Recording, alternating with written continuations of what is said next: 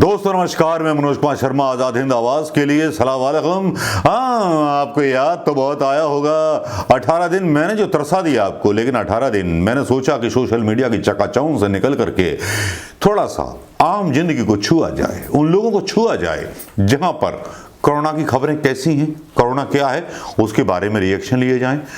उत्तर प्रदेश में गया था, अपनी जन्मभूमि, जहां पर मैंने बड़ा एक चमत्कार देखा, और चमत्कार वहां ऐसा देखने को मिला कि देव कृपा से, योगी आदित्यनाथ साहब की कृपा से कोरोना तो वहां है ही नहीं। और लोग क्या कहते हैं कोरोना के बारे में, ये भी सुन लीजिए और गंगा दर्शन भी कर लीजिए। जो लोग सनातनी हो तो ये स्पेशल है उनके लिए। कोरोना की तरह अपनी रोजी रोटी की तलाश में शहर जाते लोग, चलते हुए ट्रैक्टर, चलती हुई बसें अपने आप में गवाही देती हैं कि यहाँ कोरोना नहीं है। लोगों का मास्क ना पहनना भी। दूसरी तरफ जहाँ इंदौर में मास्क ना पहनने के पीछे एक पुलिस वाले के द्वारा पिटाई की जाती है, वहाँ पर बिल्कुल उल्टा भारतीय जनता पार्टी के सांसद भोला सिंह, जी हाँ सांसद हैं भारतीय जनता पार्टी के भोला सिंह, उनके इस इलाके में कोरोना का प्रभाव दूर दूर तक नहीं है। यूं तो चलने को रास्ते पर चलते हुए काफ़ी लोग आपको दिख जाएंगे, जाते हुए आते हुए, खाली स्टेशन, सुनसान स्टेशन, आते हुए टैक्सी।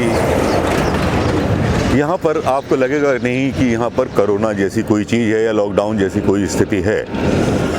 पता कि कोरोना जैसी बीमारी से निपटा कैसे जाए, सब लोग इसे एक मजाक समझ रहे हैं और मजाक के अलावा कुछ नहीं। गांव की वही चिल्लपो जारी है। गांव में कबाड़, सफाई, लोगों का खेतों पर जाना आज भी उसी तरह से बदस्तूर जारी है, बिना मास्क के, जैसे कभी कोरोना यहाँ आया ही नहीं, या योगी सरकार में कोरोना को कभी सीरियसली लिया ही नहीं। यही वो जिंदगी की भागदौड़ है जो सुबह से लेकर शाम तक शुरू होती है, केवल पेट की आग बुझाने के लिए, और यही जद्दोजहद दूर तक कायम रहती है।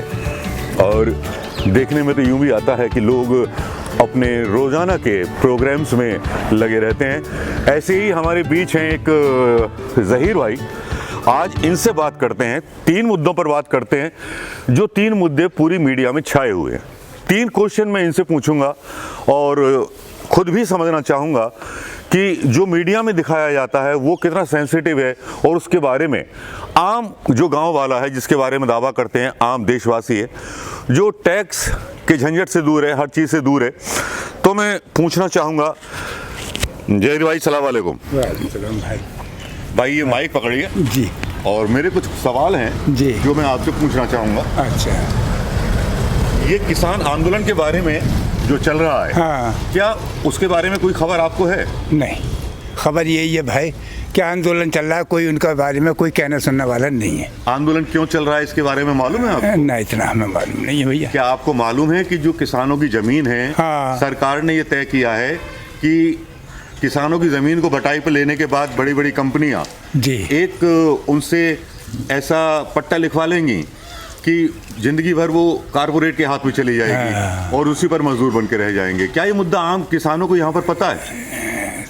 पता है, सही बात है, पता है, मैं इतना बोलना नहीं जानते भाई, मगर ये अच्छा चलिए, हाँ, दूसरा क्वेश्चन है कि गैस का सिलेंडर जब 400 था तो खूब हो हल्ला होता, हाँ, 2014 में। सही बात। अब 1000 का हो गया, अब हो हल्ला क्यों नहीं होता, या लोगों के पास आमदनी आ गई है? कहीं से ना आमदनी आई भाई, मजबूरी में सब कुछ करना पड़ रहा है, क्या करें बताओ तुम। अच्छा, फिर तीसरा क्वेश्चन मेरा एक और आ जाता है कि कोरोना, हाँ, पूरे मीडिया में दिखाया जा रहा है, टीवी पर दिखाया जा रहा है कि कोरोना जो है खूब फैल रहा है, लॉकडाउन लग रहा है। मध्य प्रदेश में तो एक इंदौर में पुलिस वालों ने एक ऑटो ड्राइवर को केवल इसलिए पीटा बुरी तरह से उसके बेटे के सामने कि उसने मास्क नहीं पहना था, और यहाँ कोई मास्क नहीं पहने। हाँ। आपको क्या लगता है कोरोना यहाँ है? बिल्कुल नहीं है, यहाँ से कहीं दुनिया में ना आगे, सब हवाई फैले, कुछ भी नहीं। हाँ, कोई मतलब आम जनता को ये विश्वास नहीं, बिल्कुल नहीं है, बिल्कुल नहीं है, यकीन नहीं है इस बात का। कोई कोरोना नहीं है, और कोरोना हो, जिसे कोरोना हो उसे मेरे साथ बंद कर दो, अगर मैं मर गया तो समझ लो कोरोना है। देखिए, हाँ, चैलेंज कर रहे हैं जहीर। हाँ, मैं बिल्कुल चैलेंज कर रहा हूँ साहब, कोई कोरोना नहीं है कहीं भी।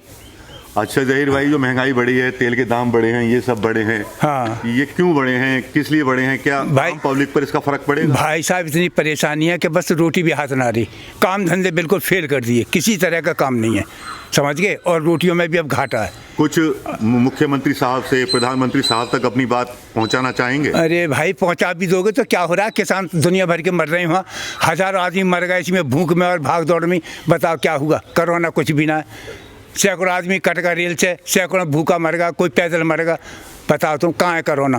कोरोना में 4-6 मरे हमारे सामने, हमारे पूरे ज़िले में कहीं भी हमारी नज़र नहीं आया। चलिए शुक्रिया जहीर भाई, फिर आपके विचार जाने गांव में सुबह सुबह जहीर भाई के साथ। जहीर भाई के बारे में मैं आपको बता दूं, जहीर भाई सदी मतलब अपनी पीढ़ियों से यहाँ रहते आए हैं और काफ़ी मिलनसार हैं, आसपास के लोगों की काफ़ी सहायता करते रहते हैं। और यहाँ जितने भी आप देख रहे हैं आसपास के लोग, ये बस्ती काफ़ी पहले बाहर की तरफ थी, लेकिन अब यहाँ कूड़े के ढेर और कूड़ा सिर्फ नज़र आएगा और कुछ लोग चलते हुए नज़र आएंगे जहाँ पर महसूस होगा कि यहाँ पर कोरोना तो क्या, कोरोना का बाप भी नहीं फटक सकता। कुछ ना जी है, कुछ ना। उत्तर प्रदेश का बचपन कुछ इस तरह से है, आज भी वो दुकानें कुछ इस तरह से हैं जैसे कि 37 साल पहले हुआ करती थीं।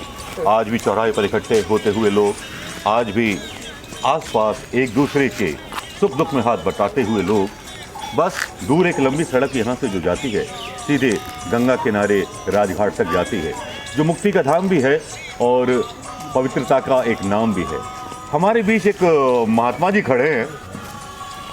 महात्मा जी से मैं एक सवाल पूछना चाहूँगा, अगर वो जवाब दें तो क्या आप बात करना पसंद करेंगे?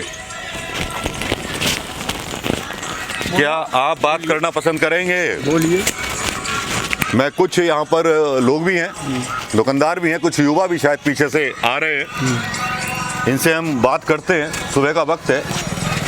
मैं स्वामी जी ये पूछना चाहता हूँ कि राम मंदिर का वादा पूरा किया मोदी जी ने जी, लेकिन बेरोजगारी की समस्या आप मानते हैं सबसे बड़ी समस्या है या मंदिर जरूरी था?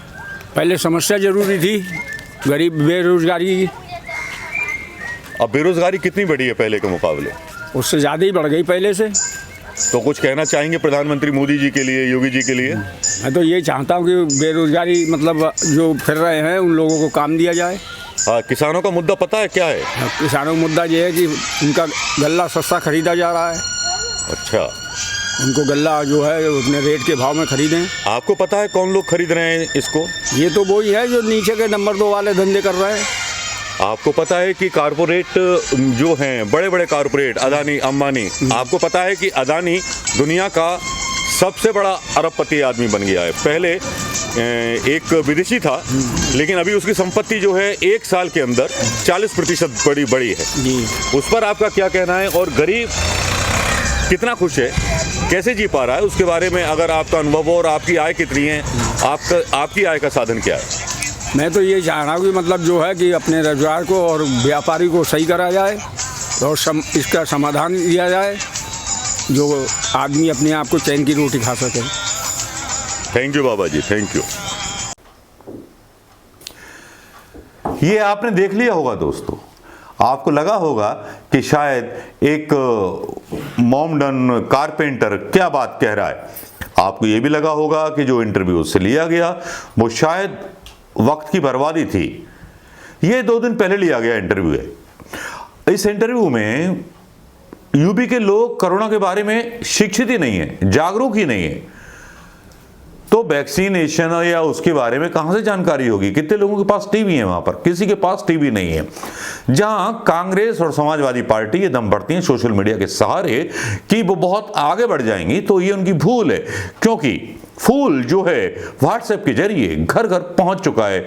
आज भी ये लोग कहते हैं, चाहे समाजवादी पार्टी के लोग हों, चाहे कांग्रेस पार्टी के लोग हों, दबी जुबान में ये कहते हैं कि मोदी ने इंतजाम कर लिया है साहब, सब कुछ तो उसके बस में, तो फिर आएंगे तो मोदी ही, क्योंकि मीडिया भी उन्हीं की डुगडुगी बजाता है और सारे लोग उन्हीं की डुगडुगी बजाते हैं। मतलब उनका आत्मबल इतना गिरा हुआ है, साहब वोट दें तो दें किसे? जिला पंचायत के चुनाव, पंचायत ग्राम पंचायत के चुनाव वहां शुरू हो चुके हैं।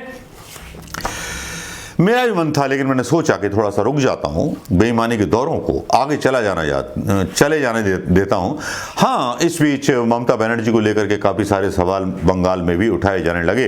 बंगाल में तो ऐसा लग रहा है कि केवल 2 राष्ट्रीय पार्टियां हैं। छींक आ रही है, तो इसका मतलब ये हुआ कि 2 राष्ट्रीय पार्टियां नहीं है, बाकी की और राष्ट्रीय पार्टियां होंगी। लेकिन चैनल इस तरह से दिखा रहे हैं कि केवल ममता बनर्जी और मोदी जी का मुकाबला है, जबकि मोदी जी वहां पर 0 अंडा सिफर लेकर के आए थे। प्रशांत किशोर की बातों को भी यहां मीडिया पिछले दिनों से काफी चलाने लगता है। इसी बीच सचिन बाजे भी यहां चर्चित हो जाते हैं, लेकर के अपने बयानों को और 20 लाख की रिश्वत को। यहां इस तरह की चीजें दिखाई जाती हैं, लेकिन उत्तर प्रदेश की करप्शन पर जैसे कि पर्दा डाल दिया जाता है। उत्तर प्रदेश में साफ तौर पर करप्शन इतना बुरी तरह चलता है कि अगर मैंने उसके वीडियो डाल दिए तो शायद योगी सरकार के लिए मुश्किल हो जाएगी। अगर आपको उत्तर प्रदेश में रहते हैं और उत्तर प्रदेश में नया मीटर कनेक्शन लगाना है, तो आपको 1850 की जगह देने होंगे 4000 रुपए दलाल को, और उसके बाद लगेगा आपका मीटर कनेक्शन।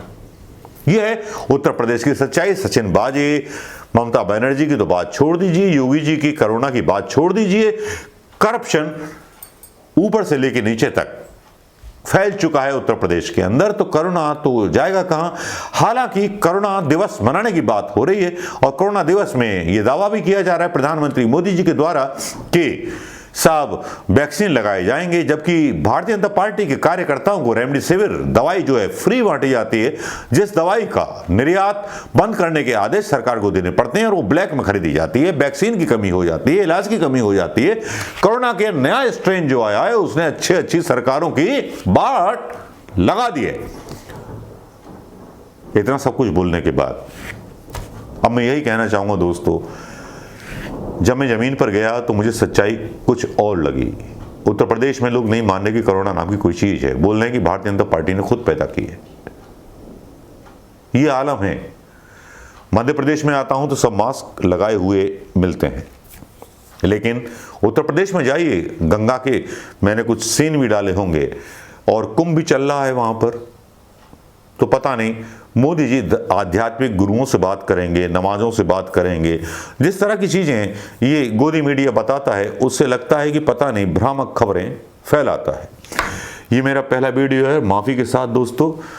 तो इसमें कुछ झलकियां होंगी इंटरव्यूज की जो मैंने ले लिए थे। वहाँ पर जियो की नेट स्पीड इतनी नहीं थी कि डाउनलोड कर पाता मैं वीडियो रोज़ाना। तो 18 दिन मेरा कारावास समझ लीजिए या देश निकाला समझ लीजिए हो गया मुकेश अंबानी की जियो की वजह से। राज खोलेंगे मुकेश अंबानी पर भी, अदानी पर भी, बहुत सारे राज बाकी हैं जो पेट में दबाए हुए बैठा हूँ, अभी बारी उनकी आनी बाकी है। ये वीडियो आपको मेरी तरफ से तोहफा है, पसंद आए तो शेयर करना मत भूलिएगा। मीटर के कनेक्शन पर सवाल करना उत्तर प्रदेश की सरकार से मत चूकिएगा दोस्तों। नमस्कार, जय हिंद दोस्तों।